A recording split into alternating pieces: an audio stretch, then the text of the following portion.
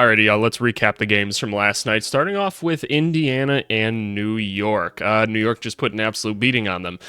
These playoffs haven't been maybe the most entertaining in terms of like back-to-back like great games or anything like that. I feel like there's just been like a lot of blowouts and everything, and maybe that's because we've got new teams in the playoffs, and so you've got some inexperienced teams going in there, and sometimes it really shows, but I don't really know. Anyway, let's talk about the New York Knicks. Jalen Brunson looked absolutely phenomenal last night, putting up 44 points. I think that was like the fifth time he scored 40 points in these playoffs, and he was putting up like 40-point games like just before the playoffs as well, so shout out Jalen Brunson, just absolutely phenomenal. They threw Miles McBride into the starting lineup, which was interesting because they needed to throw somebody else in there, and they were like, all right, we're gonna go with Miles McBride, and he gave them 17 points.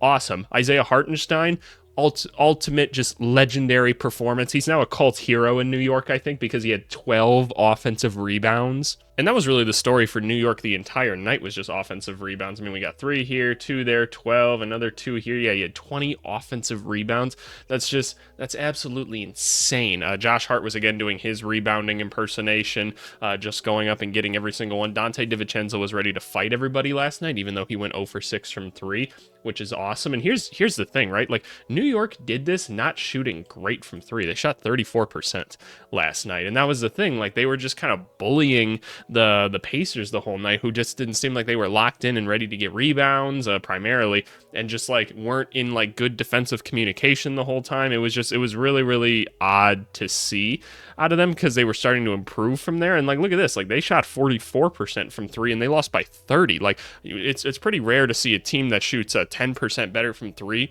than the other team on what? They got 27 attempts up. Like, that's pretty low for them. That's considerably low for them, but like even still, like, and you lose by 30. It just felt like the Pacers kind of took a step back in this one. Like, the things that they were kind of building on in Indiana, like Halliburton, like taking more shots. Like, he shot under 10 shots again, which is just like, what the hell? Like, Andrew Nemhard should not be out shooting you, especially in 6 less minutes. It's just, that's not something that's maintainable for this team. Miles Turner shot 4 for 7 from 3, which was encouraging because he wasn't like the most effective from 3 at other parts in the series. That's awesome. They really got on TJ McConnell this time and Obi Toppin. You could tell the Knicks were very much like, we're taking this personal. We're not letting these 2 dudes kill us off the bench anymore. But yeah, man, it was gross. It was really, really gross. It was one of those games where you were just watching it and you're like, okay, this one just needs to be over, because Indiana's just, they're not gonna win it. You can just tell by watching it.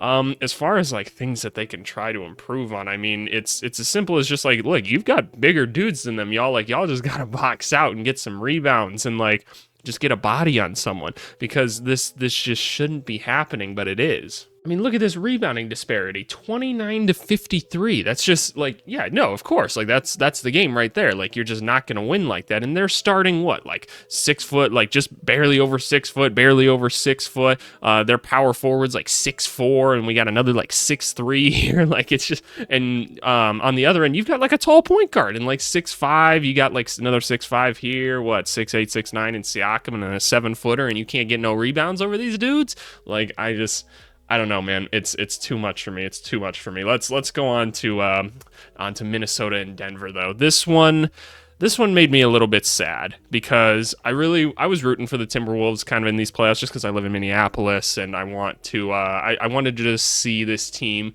kind of put it together. And I'm not saying it's over. I'm just like, where did the dog go? Where did the dog go that we saw for the first part of these playoffs? Because like it's just not present anymore, and I don't understand what happened there. And I guess that's just kind of upsetting to me, because like that dog mentality is something that like you don't want to see a flip switch for it. You want to see it like constantly being maintained throughout the entire playoffs. And like, yes, they were pretty solid defensively in the first half.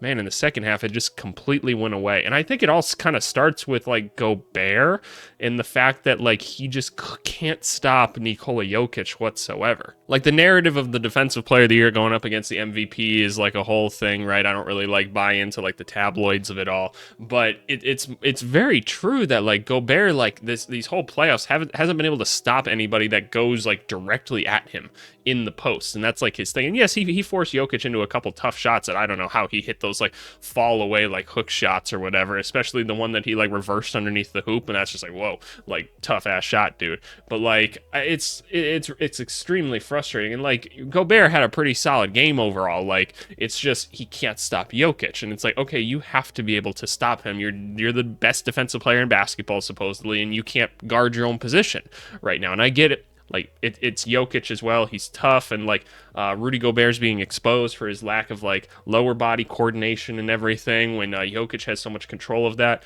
it's unfortunate to see. And Karl Anthony Towns, yes, he got like a little bit banged up last night, but his defensive intensity has completely left the building. And on the offensive end, like if he's not taking like just like a spot up shot, like his shots are just looking gross. Like I liked in the first series with Phoenix where like he'd get the ball in the post and just really start bullying his way towards the hoop and try to get a shot up, try to be big and athletic like he is.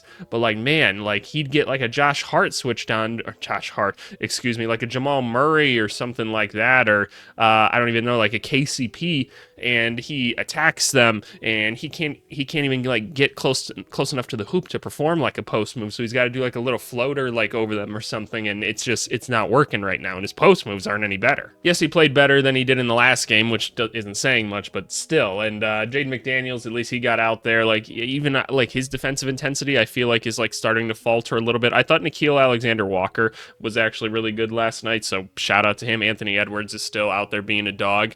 Do we need to have the conversation, though, that Naz Reid should be playing, like, more minutes? Like, not maybe more minutes overall, but you got to start taking some of Cat's minutes or something to give him to Naz Reid, because Naz is at least out there being, like, effective. You know, he's at least, like, attacking the paint. Like, he's able to finish his shots for the most part. Like, his defensive intensity still seems good, so I don't know. Oh, and we had an appearance from Monte Morris finally. I've been kind of waiting for this. Like, he was actually, like, pretty solid in his minutes out there. Kyle Anderson was kind of useless out there outside of, like, some decent on-ball defense. Like just like him trying to run in transition and stuff was hard to watch, and he tried to take that one shot, I want to say it was like at the end of the third, and he caught the ball with like 3 seconds left and needed to get it up, and it takes him like 6 seconds to let go of the ball. So that was just a little bit sad in my opinion. But like, shout out Denver, man. Obviously Nikola Jokic just absolutely carrying this team. 15 for 22, 2 for 3. It's early. Don't at me for it. And then 8 for 9. Also had 13 assists, 7 rebounds, 2 steals, a block, 0 turnovers. Absolutely legendary numbers. This guy is going into the pantheon of bigs and everything right now. It's awesome to see. It looks like Jamal Murray's still like